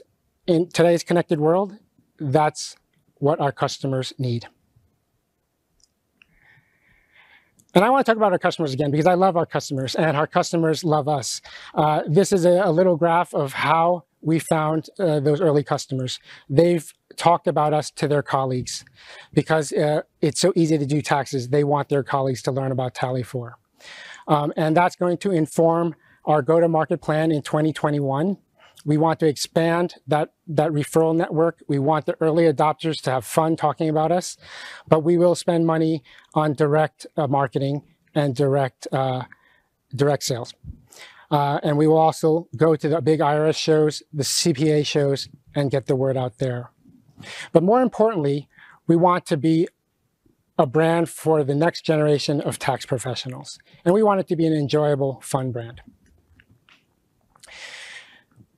Our milestone for next year is to hit 140,000 revenue, and we think we can do that with about 80 to 90 customers.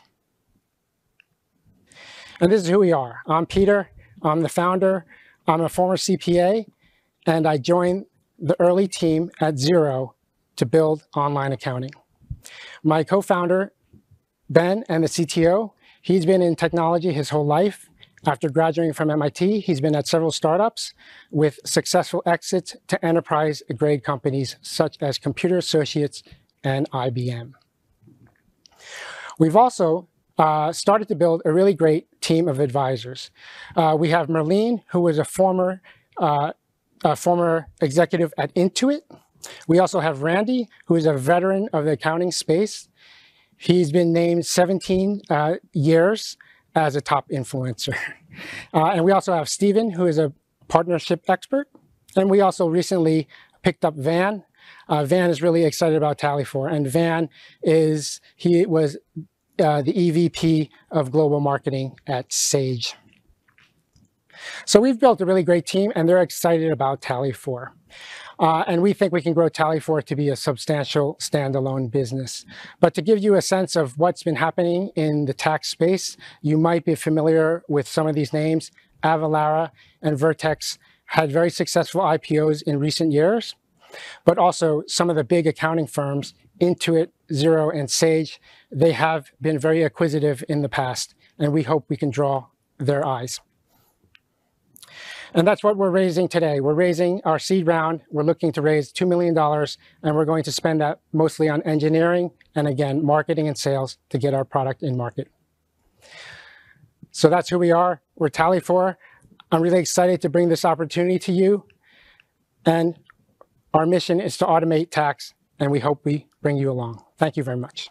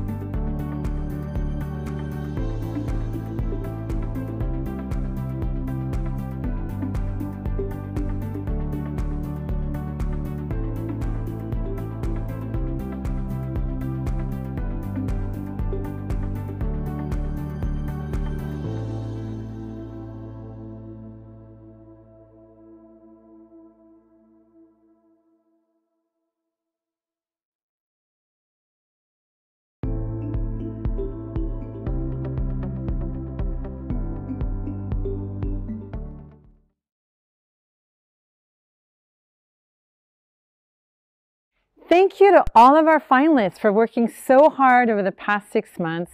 Not only did we put them through a grueling due diligence process for the last 4 weeks, but they also participated in an intensive 6-week pitch prep boot camp. They worked really hard, and we're extremely proud of our 6 finalists. Thank you so much. You guys did a great job. Now that you've seen all the startups pitch, the Audience Choice Award is open for voting. Information on how to cast your vote and donate to the GoFundMe campaign is on the screen right now. Reminder that only attendees who received a registration confirmation email can vote for the Audience Choice Award. To cast your vote, exit out of the full screen mode, press the escape button. On the YouTube page, look under the video for the event description, click the link under Audience Choice Award, enter the email you used to register on Eventbrite, click the blue Vote Now button and select your favorite company, and save. And once you click save my vote, your vote will automatically be counted, and then you can log out. Voting will remain open for 20 minutes right up until we announce the winner. You can find voting links and information below in the YouTube event description. We will also post links in the chat right now. Please remember, you can only vote once. Thank you. After you have voted, head on over and donate to the GoFundMe campaign. Then tell us who you are rooting for in the chat box. Please continue to donate and support these amazing startups. Up next, you will hear from Trent Ellingsen, CEO of Atlas Alpha and AngelCon 2020 winner. I was able to sit down with Trent earlier this month and talk with him about his entrepreneurial journey and where he's at 1 year after winning AngelCon 2020.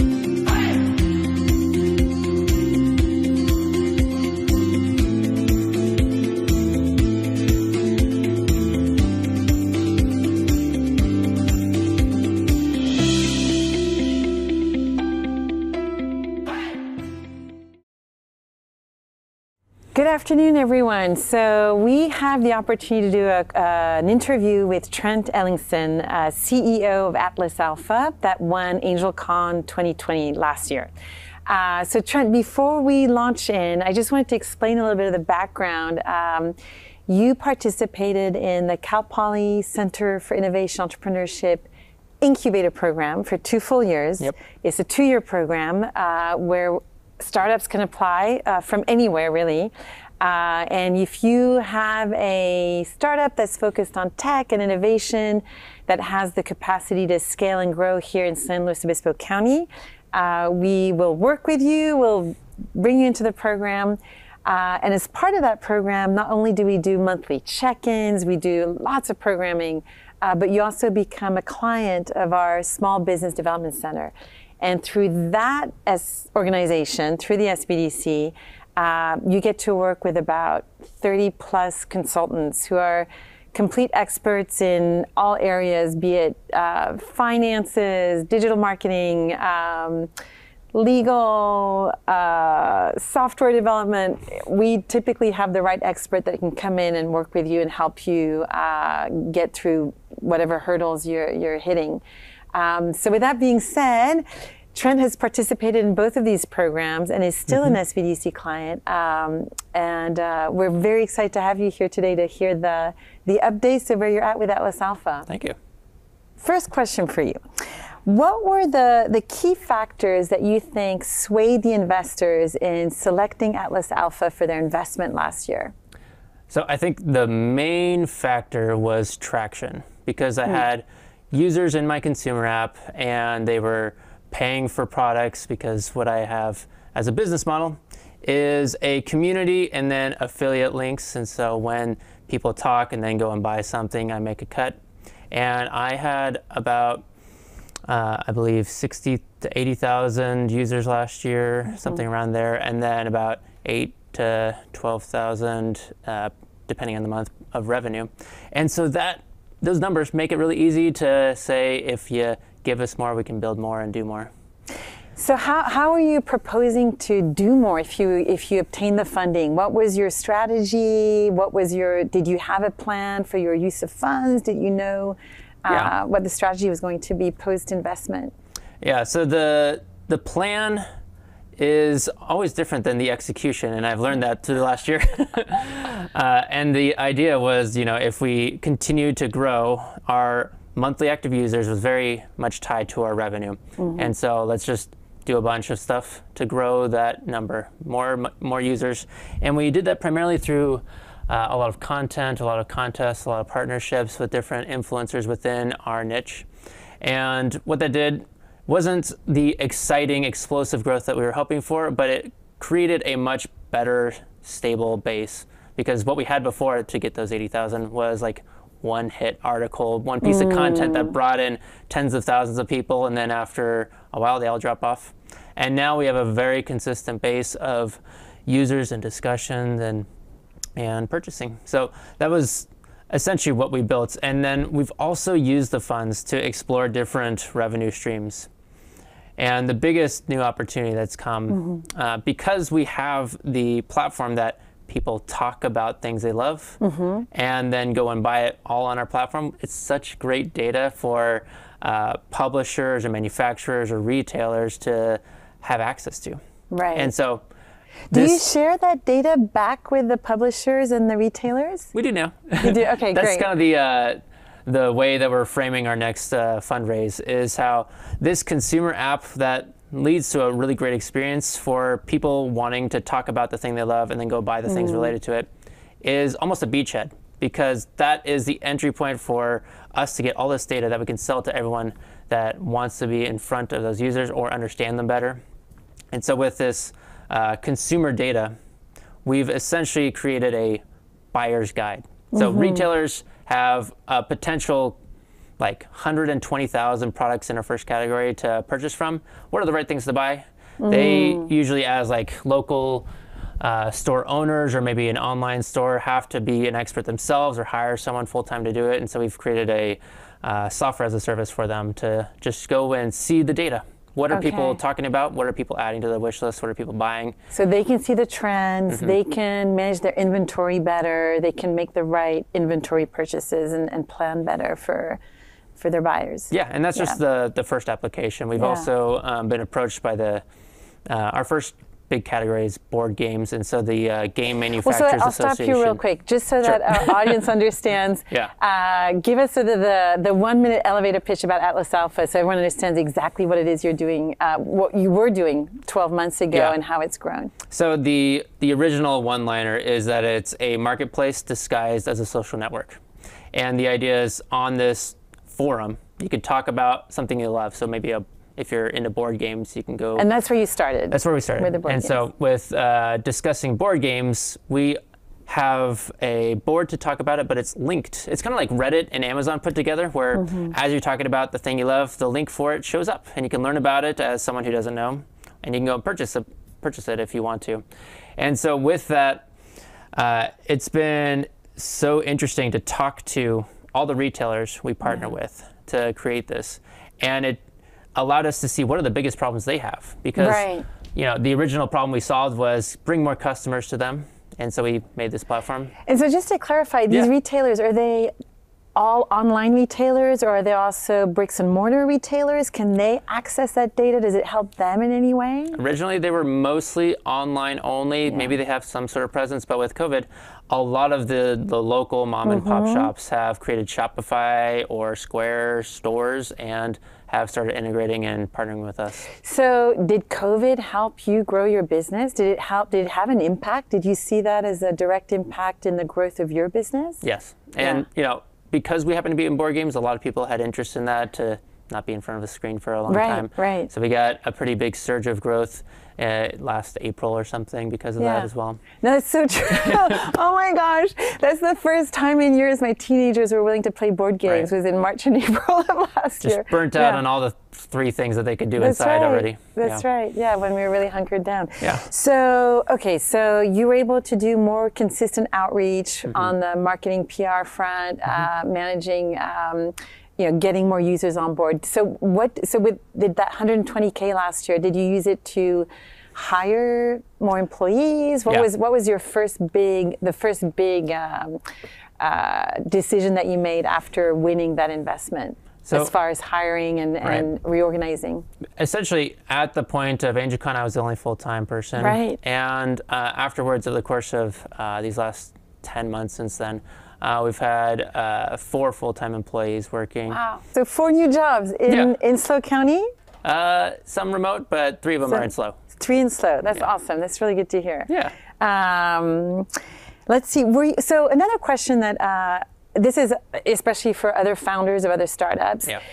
They're always curious, were you able to leverage that investment of 120K to get additional investment? How did that work for you? I'm sure I would have, but that finished out the round I was in. Oh, you had already fundraised quite a bit. Okay. Yeah. That was probably the other main reason, besides the traction I had with customers and revenue, was investment traction that led to me getting the final 120, because I had raised 130, my goal was 250, and that rounded it out real nicely. Yeah, but I have developed relationships with a lot more investors so that as I'm starting this round, I'm able to contact them and see what interest they have. So, is that the big news? So you're starting a new round of funding? Yeah. How much are you raising? I'm raising $750,000. $750,000. So now you're able to tap back into that investor network. Yeah. So what's the plan with that new round of funding? I know you're very interested in growing into new verticals. So can we talk about that? Yeah, sure. So the big idea for the business, and we've done some testing with other verticals, is the idea that as someone who has a passion or hobby or sport they love, like board games happens to be the first one, but nothing we've built is really specific to board games. Anyone who wants to make an important buying decision, like I biked over here because I bike to work, I bike here. I might actually want a road bike instead of the one that my grandma happened to give me. And so typically I'd go to a Facebook group to see what people recommend, and then maybe watch reviews of those things on YouTube, and then go buy it from Amazon or a local shop. And the big thing that's missing from that is only the retailer makes money. And so our platform encompasses all 3 of those steps of discussion, research, and purchase. And that can apply to something like biking. So if I were to do that on my own platform, we have a much better user experience because it's all connected. And I have the ability to capture some of that revenue because So is that the next vertical, biking? Biking is one of the top contenders. Wine is another. Wine? And photography. Okay. Photography? Yeah, those are the top 3 in terms of the types of products, the types of communities that exist right now, and our platform as well. Something that we get asked a lot is whether or not we're providing the right resources in San Luis Obispo County for entrepreneurs to successfully grow and scale their startups. So in your experience so far, do you feel you've been able to obtain the right amount of support?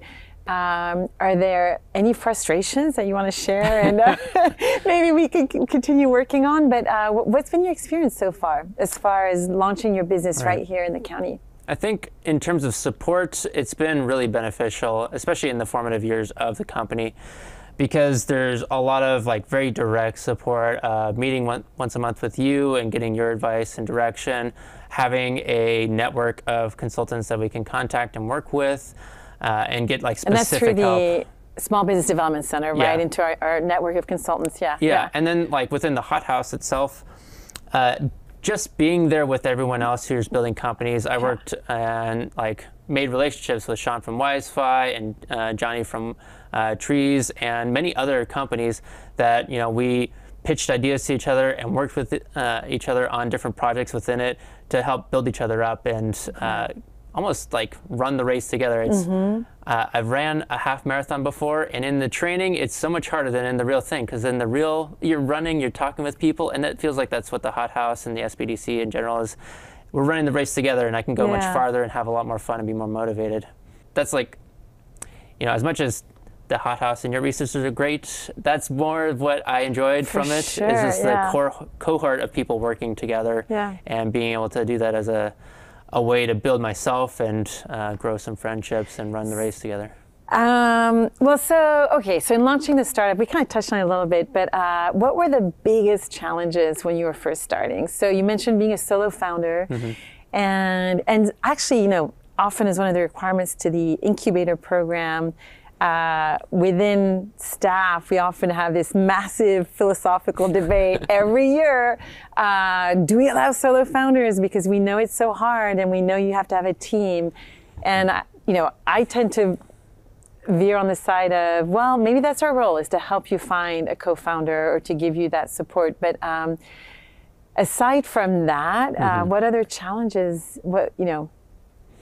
You know, it was mostly business challenges, finding customers and delighting them, and understanding how we can turn what we were building into revenue. And I think if I were to go back, I would have created a much simpler, focused product and really hone in on making that exceptional rather than doing. And I think it's important to like do a lot too many of features, like you would have pulled back on features. So that's kind of a classic engineer's issue, right? It's a lot more fun to make the new thing that can bring in new audience rather than fix all the paper cuts, essentially. Because, you know, we're bringing in a lot more people for new things, but it's not overall the most pristine product yet. Even though it's, you know, the MVP is like what you start with, you don't want to stick to that. You want to make it exceptional and amazing and so great that it's hard to not share about it as a user. And so I think it was just having the focus. I think if I were to go back, I want to continue testing out new ideas and things, but not developing them fully without creating some, like, once I strike oil, I want to keep digging. I don't want to just look for a new oil spot somewhere else.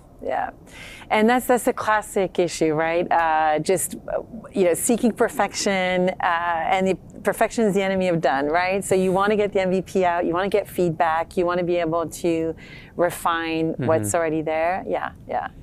And I think good co-founder can help balance that. My co-founder helps in terms of having that more perfectionist eye. I have just a let's get it done and out there. If it's a little ugly, it doesn't matter. It's okay. We'll get some feedback. But I think having that ability to then go and iterate until it becomes amazing is so important. So we've talked a little bit about your upcoming plans. Do you have, what's the long-term vision for Atlas Alpha? The long-term vision is still the same as it was last year, and it's still the same as it is for the current raise. Essentially, we're building a platform. And what's nice is that the more we develop things like the integration with retailers, it's something that I can just have a sales team eventually, or someone, because right now it's pretty easy. I just reach out to a retailer, they see the benefit, and they integrate with just a few clicks. And so I don't need to think about that anymore. And then with the forum and the community, that's self-sustained now. They all talk to each other. I don't have to think about that. So I love building systems that maintain and grow over time. And the same as essentially what we're working on now. We've done some testing with wine and have created a new set of data and are gathering that and working with retailers and doing a lot of user research.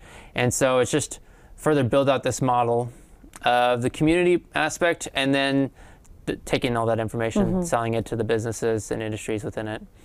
Do you see, 5 years, 7 years from now, do you see an exit? Are you willing, do you see a potential for getting acquired? Yeah, so the big potentials are at some point, and the reason why we want to raise now and we'll likely raise in 12 to 18 months after is that we'll be growing communities that are large enough that Reddit or Facebook or some other social platform will see and either want to copy or buy us. And I don't want to be recognized as a threat when we're still small and growing slowly. I want to be growing quickly into a formidable community where it's not like Facebook or Reddit where you're just in line at Starbucks browsing. It's where it's you're more engaged and you're actually... Yeah, and old forums built in 2001 still exist today and have hundreds of thousands or millions of users because they are places where people develop real friendships and communities, and that's what they're getting on our platform for as well. And I think it's that link of the actual things that people talk about, and it develops a deeper understanding of what it is. And so the long-term vision is to grow the communities and then potentially an exit with a big acquirer. I would love to compete directly against Reddit or Facebook. Reddit's not public yet, but I think they just announced they're at $6 billion valuation earlier this year. Wow. So that's kind of the ultimate plan, is just become a huge community that everyone can come and enjoy their hobby more than they do now. That's awesome. That's exciting. So as we wrap up, Trent, what are the last words of wisdom that you'd like to share with budding entrepreneurs here locally, or whoever's watching? But any words of wisdom on lessons learned over the last 18 months? So I think the biggest things that are important for building a business are talking to your customer. And not talking to them as a salesperson where you're trying to just sell them whatever you have right now. The most important thing that I've learned and the best features I've built are just because I'm trying to understand who they are as a person, what they want to do with their business, how they're trying to do it, and how they're not doing it. And what emerges is all these things that, like, oh, you have problem, like all your time is spent in research for buying stuff. I have the data, I can give that to you. And the other thing, besides talking to users, is charge for what you're doing. Right. So I am more of a fan of, instead of free trials and then I find out that they didn't like it, I want to charge them up front and they get money back guarantee for a month. But whatever the case is just charging for the thing that you're building, because it's so important. Believe in the value of what you're creating and offering. And if you, I mean, I guess, right? If you can't assign value to it, then maybe that's, you shouldn't be doing it. And, it's so easy to then, if they don't pay for it, why don't you pay for it? Let me build the feature, and now you pay for it. It's amazing. You make a much better product if you have such really valuable feedback, and paying or not paying is a really clear indicator if people like it. Yeah, the freemium model stuff, There's benefits to that, but I think in most cases you should just charge as soon as possible for the things you're building. That's good advice, Thank you, Trent. Thank you so much. It's so exciting to see you continue to grow. I hope this next round of funding comes together swiftly for you. Thank you for the updates. Really appreciate you making the time and being with us here today. Thank you thanks, so Judy. much. Yeah. Good luck, everybody. Good luck. You're going to do great. Take care. Bye-bye. Thank you, Trent. So great to see how your company has evolved over the past year. And thank you for sharing the impact that AngelCon has had on Atlas Alpha. Thank you so much. Voting for the Audience Choice Award is now closed, and we will announce the winner in a few minutes. Thank you to everyone who voted. And for anyone who would like to do a last-minute donation, instructions are in the chat. Feel free to add one last donation. I would like to take this time to thank all of our vendors and staff who made this virtual event possible. Thank you to Slow Brew The Rock, Finest City Entertainment, Spark Marketing, and all of our staff, Liz Fisher, Olivia Van Hoy, Lexi Cox, Nicole Elliott, and everyone else on the team. Thank you so much. Now, please welcome the top 6 startups to the virtual stage, because we are ready to announce the Audience Choice Award.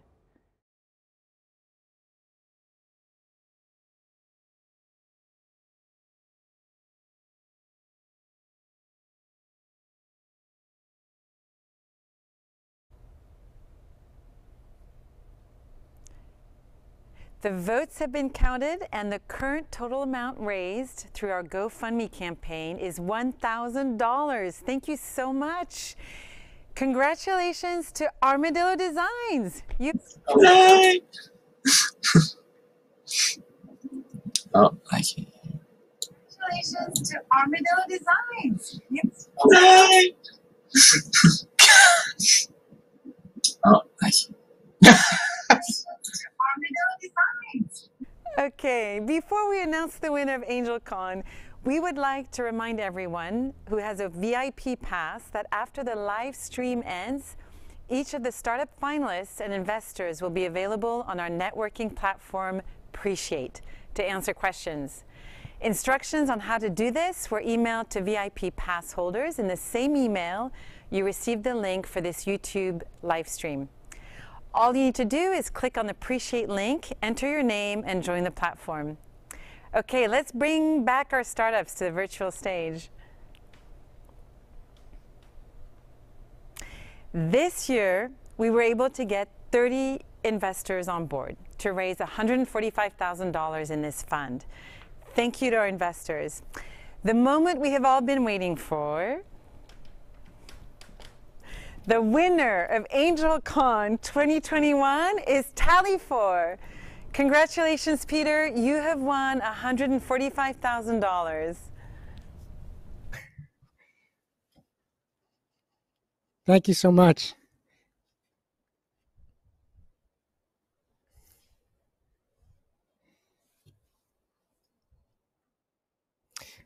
Thank you so much. I'm so honored, and it's been great. I look forward to all the great things that comes of this, and so grateful with everything, the whole process.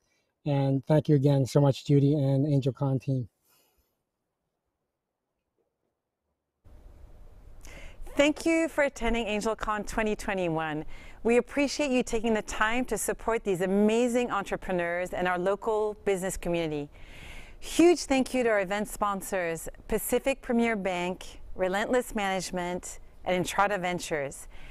To those of you who purchased the VIP Pass, please paste the link in your email and head over to our virtual networking platform, Appreciate, to congratulate all these amazing companies.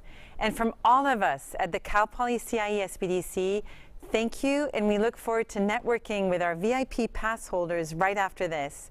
For any additional information, please visit our website at sbdc.calpoly.edu. Thank you.